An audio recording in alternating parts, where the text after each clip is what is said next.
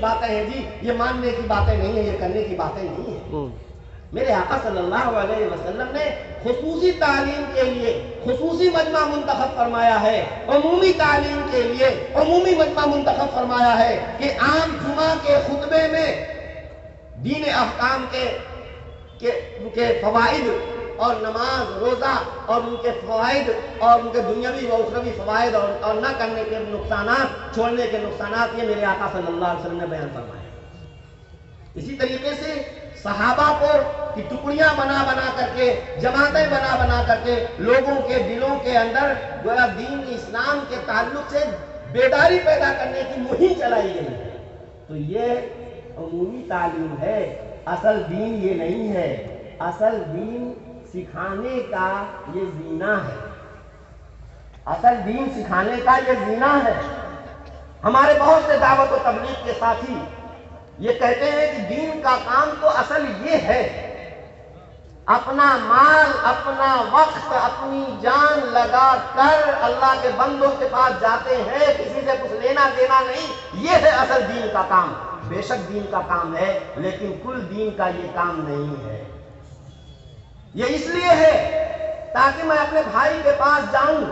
اور اس کو کہوں کہ بھائی نماز فرض ہے، نماز نہیں پڑھو گے تو اللہ تعالیٰ یہ عذاب دیں گے، یہ عذاب دیں گے۔ کیوں؟ تاکہ جب میں اپنے بھائی کو تلقین کر رہا ہوں تو میرا دل بھی مجھے جھجھوڑے کہ اور تو پابندی کرتا ہے یا نہیں،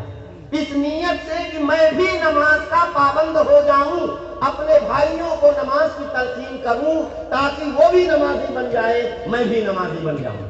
تو نماز پڑھنے، نماز کی اہمیت، زکوٰۃ کی اہمیت، صدقہ خیرات کی اہمیت، قرآن کی تلاوت کی اہمیت، اللہ کے ذکر کی اہمیت اور فضیلت، یہ لوگوں کے درمیان عمومی طور پر جب بیان کی جائے گی، جذبہ بیدار ہو جائے گا، تو پھر ظاہر بات ہے نماز پڑھنے کے لیے میں آؤں گا تو نماز کے مسائل مجھے سیکھنے ہوں گے، اس کے بغیر نماز تو ہوگی نہیں۔ زکوٰۃ میں ادا کروں گا تو کتنے میں کتنی زکوٰۃ کس کو دینا، کیسے دینا، یہ پوری مجھے معلوم کرنا پڑے گا۔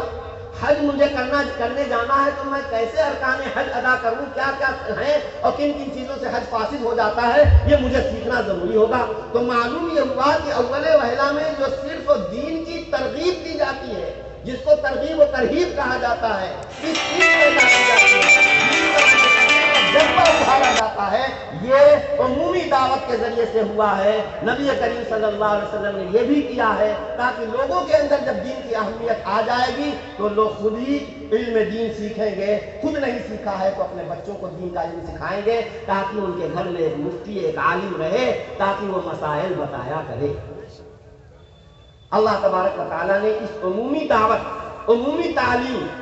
کے سلسلے کو بھی جاری کیا، اور خوش نصیبی سے ہندوستان کے اس مایا ناز سپوت کے حصے میں ایک ایسی خاص ترتیب بنانے کی سعادت حاصل ہوئی جو ہے، جن کو ہم دنیا مولانا الیاس کاندھلوی رحمۃ اللہ علیہ کے نام سے جانتی ہے۔ انہوں نے اس کام کی کچھ ایسی ترتیب بنائی کہ اس کے بڑے اچھے فوائد مرتب ہوئے، اور اس ترتیب کو